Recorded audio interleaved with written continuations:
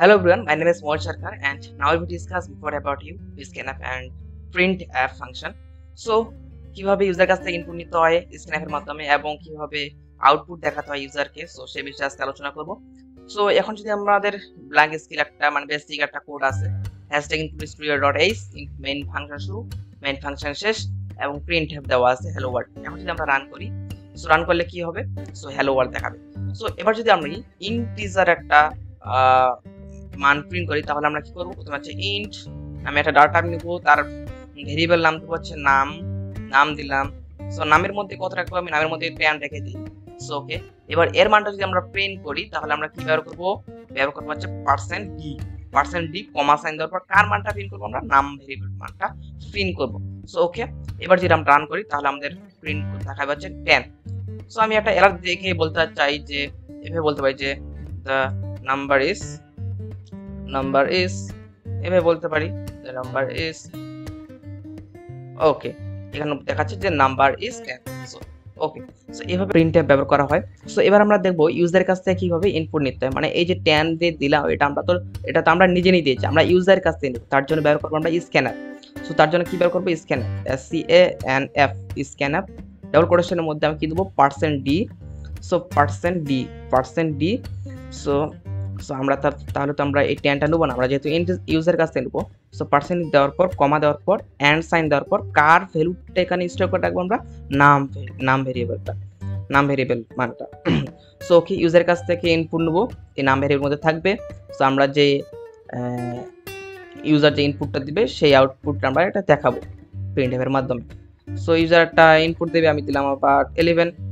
So এবার enter করলাম, the number is 11। Okay, so আমি একটা এরর দেখাতে চাই যে এখানে বলতে চাই যে printf ফার্স্ট ব্র্যাকেটের মধ্যে বলতে পারি না যে এন্টার সো এনি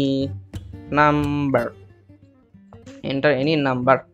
সো এবার যে আমি প্রিন্ট করি তাহলে একটু গুছানো হবে, দেখাবে যে enter any number.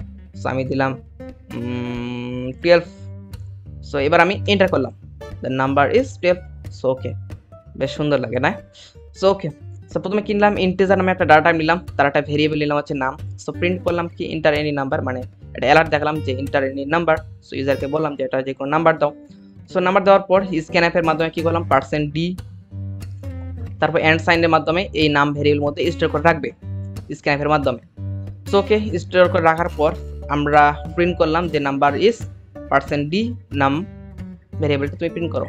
So %d মানে কি, ফরম্যাট স্পেসিফাই। সো এই যে ফরম্যাট স্পেসিফাই এখানে আমি গুগল থেকে রেখে দিয়েছি। ইন্টিজার জন্য %d বলা হয়, শর্টের জন্য %d, লং এর জন্য %ld, ক্যারেক্টারের জন্য %c।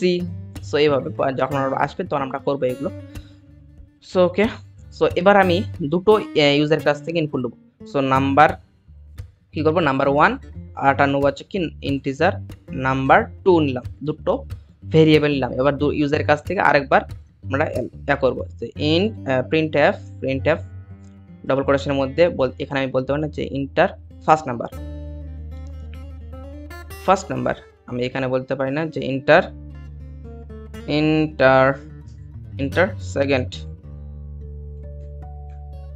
Second number. ওকে, ইন্টার সেকেন্ড নাম্বার আমি স্ক্যানফ দেবো, scanf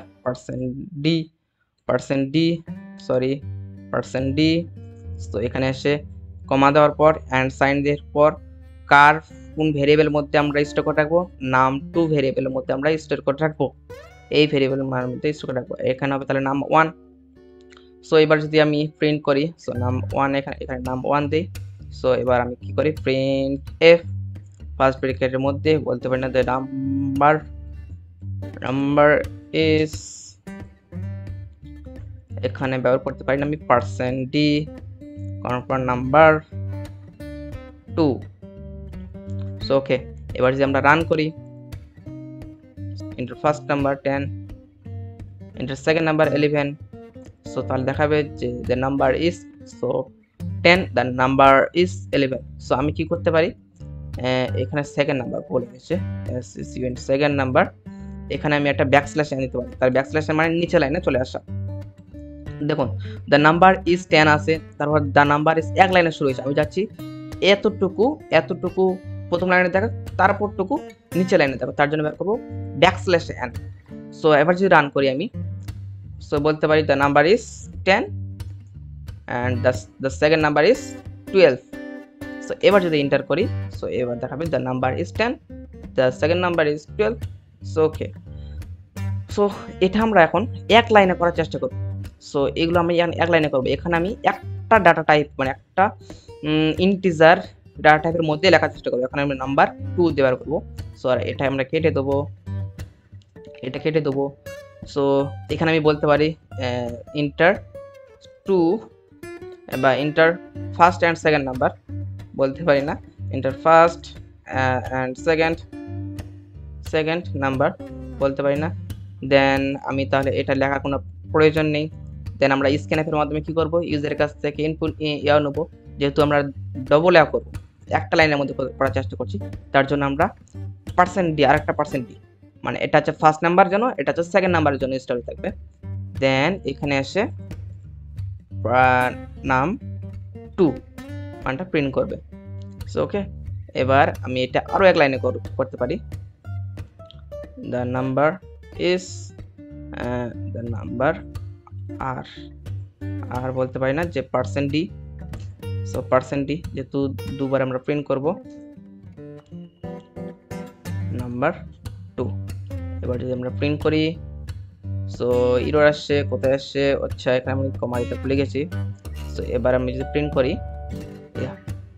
enter the first and second number, দুটো নাম্বার দেবো আমরা, একটা দেবো হচ্ছে আমরা দেবো হচ্ছে 9, রাইট, আমরা একটা দেবো হচ্ছে 9 8 আর একটা দেবো হচ্ছে 9।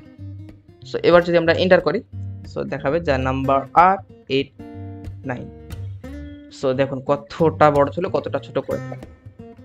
সো এইভাবে আমরা স্ক্যানার ব্যবহার করব। সো এই ছিল ভিডিওটা ভালো লাগলে লাইক দিতে পারেন, বন্ধুদের কাছে শেয়ার করতে পারেন। আর যারা এখন আমাদের edutalk.com এ ভিজিট করে আসুন। এখানে একটা নতুন কন্ট্যাক্টস নামে একটা সেকশন খোলা হয়েছে, যেটা হচ্ছে আমাদের প্রতিযোগিতা #coding life প্রতিযোগিতা। এখানে সবকিছু রুলস দেওয়া আছে কিভাবে আপনারা অংশগ্রহণ করতে পারবেন। সো অংশগ্রহণ করতে পারেন আপনারা।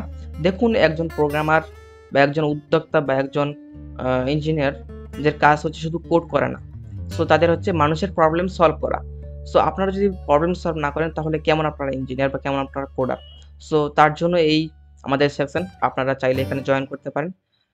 কিভাবে কি করা, নিয়ম, সব পার্টিসিপেট করার নিয়মগুলো এখানে আমরা ডিসকাস করে দিয়েছি। সো এখানে আসার পর এখানে ক্লিক করলে আপনারা একটা ফর্ম পাবেন, এই ফর্মটা ফিল আপ করতে হবে। সো ওকে, এই ছিল আজকে ভিডিও ভালো লাগলে লাইক দিতে পারেন, বন্ধুর কাছে শেয়ার করতে পারেন। দেখা হচ্ছে অন্য কোনো ভিডিওতে। Good bye.